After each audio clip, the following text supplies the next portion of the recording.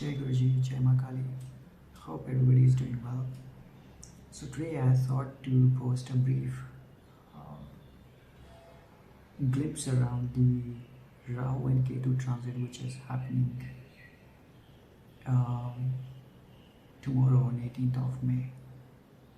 This is a significant celestial event which is going to affect each of us individually as well as globally all over the planet. Rahu is known as the north node and Ketu is the south node. When they change signs, so they are always placed 180 degrees from each other. They are the shadow planets. Now, when they change signs, they bring dramatic changes in the house in which they transit. Also, they actually, so Rahu, which is the karka of expansion and growth, what it does is, and when we talk about Rahu, then we are talking about unlimited expansion. So Jupiter is also the karka of expansion and growth, but Jupiter likes to expand in a legal way because Jupiter is the guru of all devas. But when it comes to Rahu, then it does not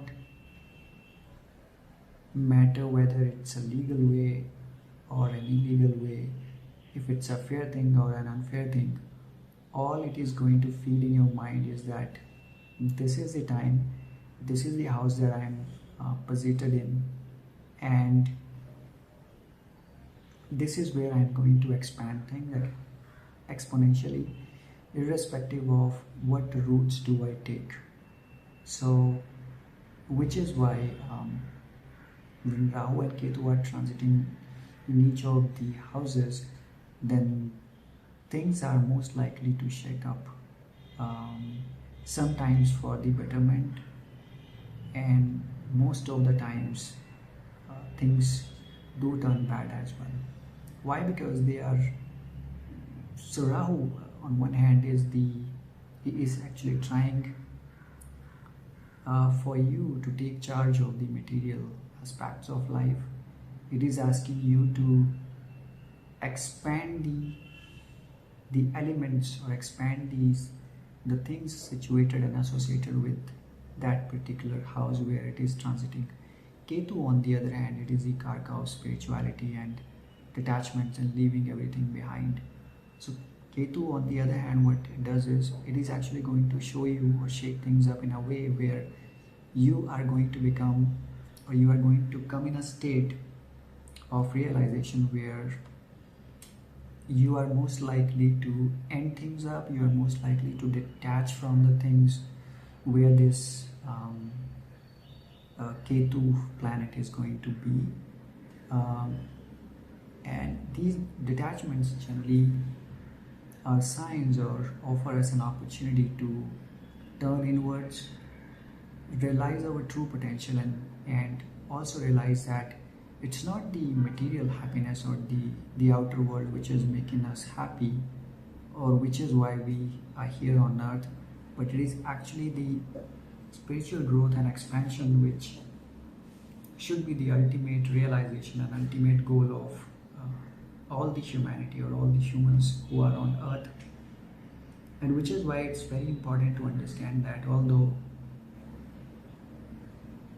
this transit will definitely be painful in most of the situations, because what's going to happen is that when things are going to shake and things are not going to go as per the plan or go in your favor, then you are definitely going to panic.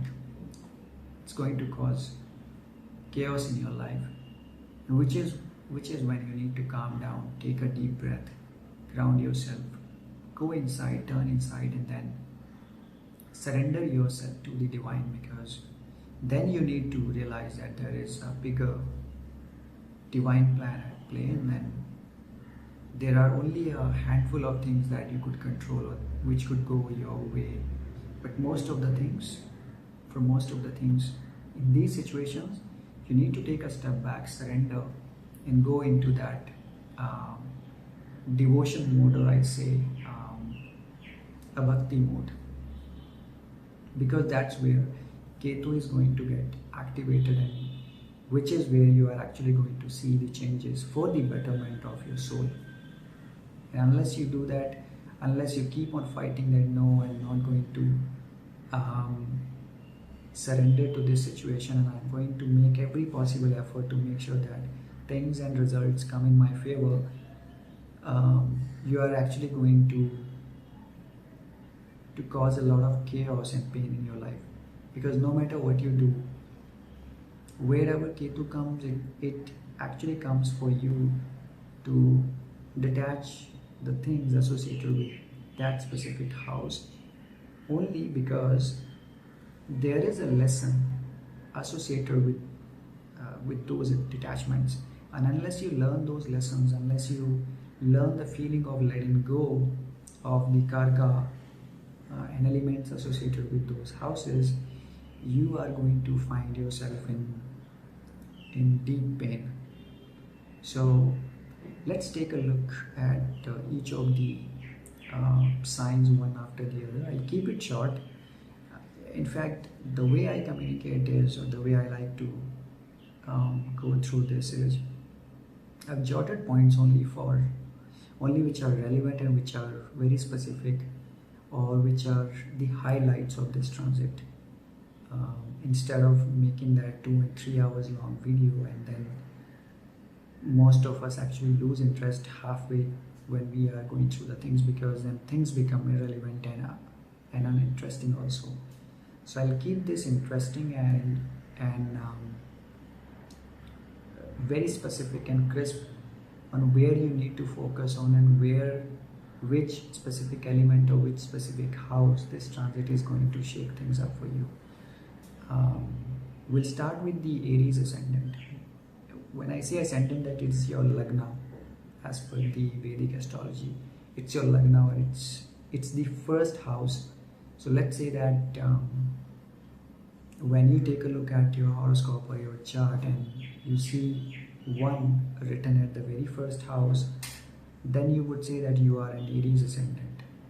Now, this is what I'm talking about here. So I'm referring to this transit based on the ascendant sign. The second situation could be wherever your, if moon is also posited in this house, in the Aries ascendant, let's say, if moon is also posited in that, then it becomes your moon sign also, or your Chandra Rashi as per Vedic astrology. So you can watch this and you can get the messages based on either your ascendant lord or based on your moon sign. If the moon sign is, if the moon is posited in this specific zodiac. So if moon is posited in Aries, then this reading is for you. Or if Aries is your lagna or ascendant, then this message is for you. Now, the affected houses will be, Rahu will be in your 11th house, and Ketu will be in your 5th house. 11th house talks about gains, profits, social circle, and wider community. Your 5th house is your creativity and children. Mostly, there are many other things also, but I'm talking about the main theme or main trailer here. Now, when Rahu is going to make this transit in your 11th house, then it's actually going to enhance your social networking opportunities. It's going to enhance, and it's going to ask for an expansion in the community that you have. Let's say that you do not have a good social circle, you do not have a large community. During the next 18 months, you would see that your community will expand in a way that you would have never imagined. By the time this transit is over, after 18 months, you would say that, oh, let's say you are a social media influencer. You would actually say that, You started with nothing and now you have, let's say, 100,000 subscribers or 1 million views. That is the change that this transit in the 11th house is going to make. Now, the Ketu, because it's transiting in your 5th house of creativity and children, then I'm seeing that there is going to be detachment with that respect. So what's going to happen? Specific misunderstandings in your romantic relationships or romantic partnerships, that is something that you need to be wary of, because there could be conflicts, there could be arguments, situations where you would actually feel that this situation or this relationship is not working for you, and you would better leave this behind and explore new ventures than breaking your head with that situation. There could be conflicts with your children also. You could be worried about their education, and then those arguments can pop up, and then again that friction may arise. So that you need to be wary of these two things, specifically related to your romantic relationships and related to your children. What you need to do, you will need to engage in some creative pursuits and maintain open communication. When I say open communication, then don't expect anything in return, either from a relationship, either from your children. Try to minimize those misunderstandings and be in an open state of mind where you are balanced and you just take life as an observer or as an independent entity than trying to attach yourself with the outcome, because if you do that, then that's going to cause problem and pain for you. So be balanced in your approach, be balanced in your communication, and take things in an open way. Let go of the things which are not working, because no matter what you do, it is, if you try to hold on to those things are going to cause friction and pain in your lifetime. Okay, we'll move on to the Taurus ascendant. So if your ascendant or Lagna is Taurus, or your moon sign is Taurus, then this reading is for you. Now, it's going to affect your 10th house and 4th house, very important houses in the entire zodiac, because 10th house represents your career and profession, your social status as well. 4th house, on the other hand, is your family, your home, and your comfort, your mental peace as well, because if your home is a comfortable environment, then of course you will be mentally peaceful, mentally in a state of peace. Now Rahu is in your 10th house, which means unlimited expansion in your career. You would see some great opportunities in terms of career. You could be getting that lasting promotion that you have always been waiting for quite a long time. You could be getting a leadership position in an organization, a very well-deserved promotion. It could boost up your financial success to a new heights. Let's say that you are standing at 100,000 earning opportunity. Now when this transit hits, you may get promoted to a director level or a C-suite level, and all the way you could see that you have expanded exponentially during these 18 months. So a very positive transit for you in terms of career. However, you need to be careful at your home front, because Ketu is there, it's going to cause that friction in your home environment, and it's going to cause a situation where you are going to be in a state that let go of the family dynamics and things are not working for you, and you really want to leave your family or leave your home life behind, and you want to maybe think of renunciating it completely and let's go to the hills, let's meditate. That's the kind of the feeling which is going to arise with Ketu's transit in your 4th house. Okay, so I would say let's create a balance. The message for you is, let's create a balance in your professional and in your home life, because once you do that, things will be easier to navigate within the next 18 months. We'll move on to the next one, which is the Gemini ascendant or Gemini moon sign. Now this is affecting your 9th house.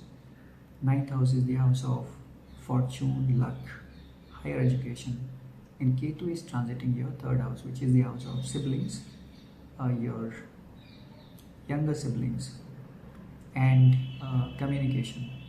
Anticipated changes again. Rahu is going to expand the higher studies, foreign travel, long journeys. You are going to find yourself in a way that your long travel has increased exponentially, or you may be developing that idea that you have worked in a desk environment and in a desk job for quite some time, and now is the time when you should actually be stepping away from that comfort zone. You should actually be traveling more, engaging with more people, more clients, networking, growing and expanding your business, because this is the house of luck and fortune also.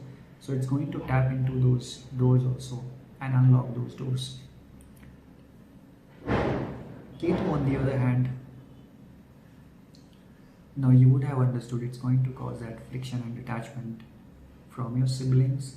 Now what's important here is, because 3rd house is also the house of communication, so if you communicate well, if you plan that communication and keep those lines of communication open, those channels open, there is highly likelihood that you are going to get through this transit quite peacefully.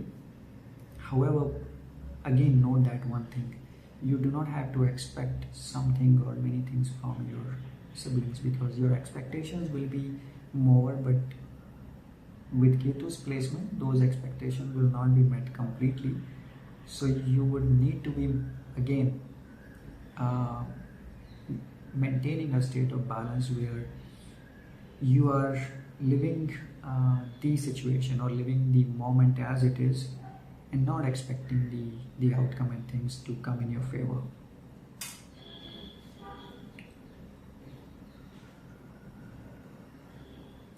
We move on to the next one, which is the Cancer ascendant. Rahu will be in your 8th house, which is the house of death, transformation and inheritance. Ketu is in your 2nd house, which is the house of our finances, money, speech, our family values, which we gain in our family dynamics since our childhood. So when Rahu is moving through the 8th house, then expect something unexpected in terms of gains or losses. Either you could get that long awaited inheritance in terms of property and money to come in your favor. If there is a court case or if there is a legal proceedings happening for a property or for lands or acquisitions, then you could see those decisions coming quickly in your favor, or going away to the other side or to the other party. So it's going to be either an unexpected gain, huge gain, or an unexpected loss. So be balanced in that. Also, because 8th house also represents the mysticism and occult, astrology, tarot, healing, anything which is not seen. So with Rahu's placement here, it's going to cause a deep transformation within your mind and within your body. It's going to create your interest in getting to know more about these occult sciences and how these sciences work. You may be enrolling for some classes.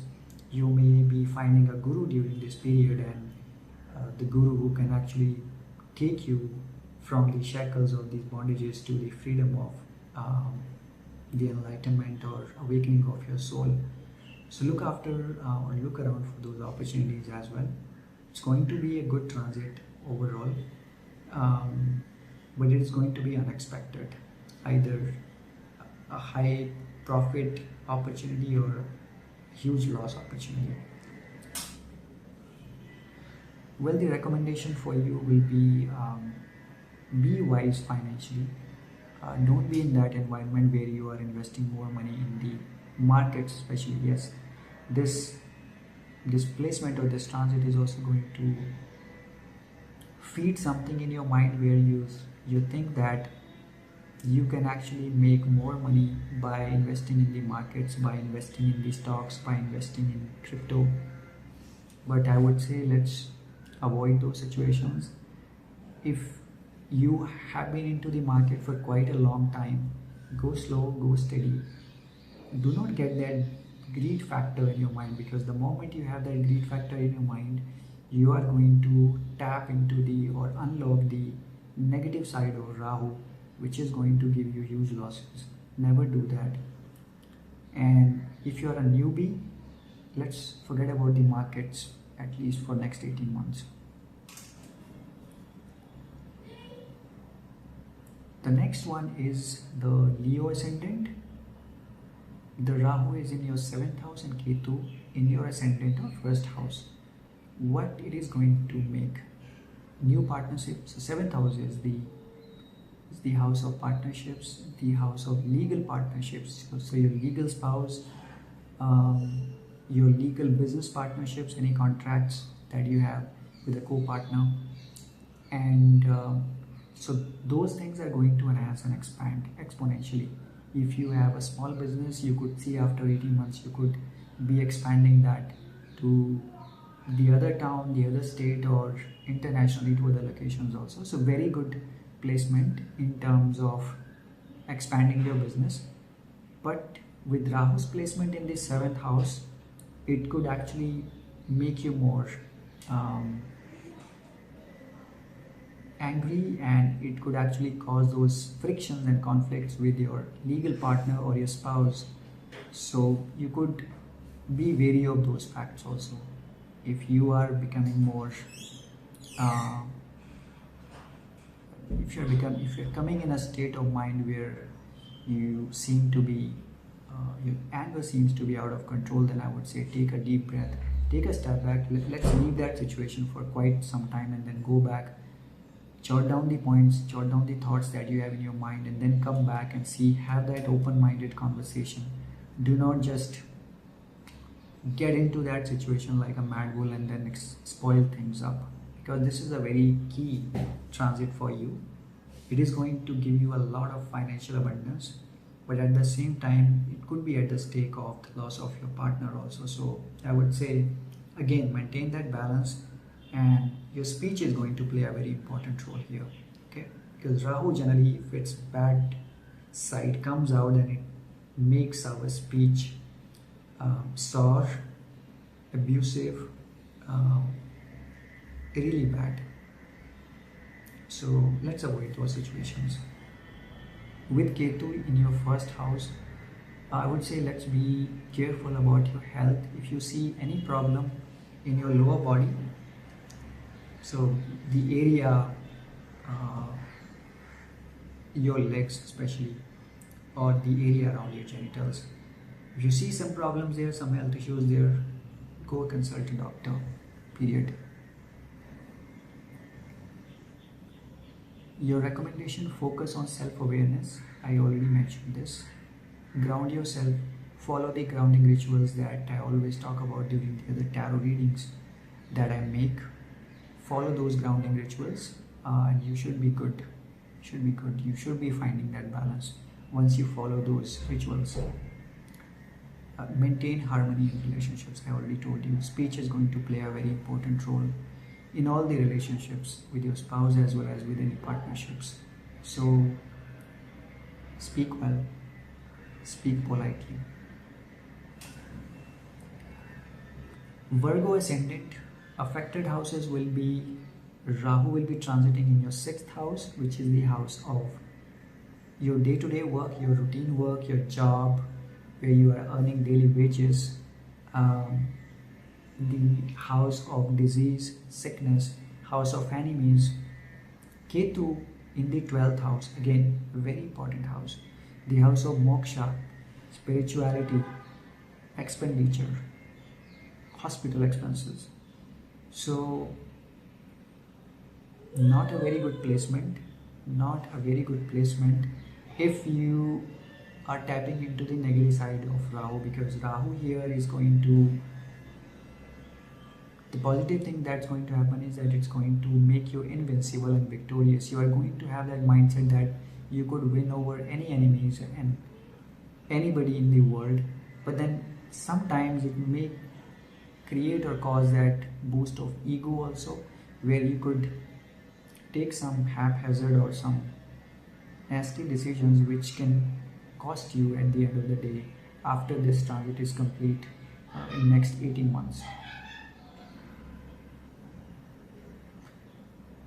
With the 12th house, I already mentioned that Ketu being here, very good for the spirituality. If you get into the occult sciences, then it's going to be very good for you. You could actually be awakening during the 18 months period. But then if you attach yourself to the 12th house material things, then it's going to be a very chaotic and painful situation. There could be some hospital expenses coming your way. So if you see anybody being in an ill health in your family around you, then I would say that again go back to and consult a doctor or consult your family physician in those stages. But for spirituality, this is the time when you can actually tap into the psychic abilities. So very good time. I would say let's make use of this time. Enroll in a course, consult a guru, and then start your journey of psychic abilities.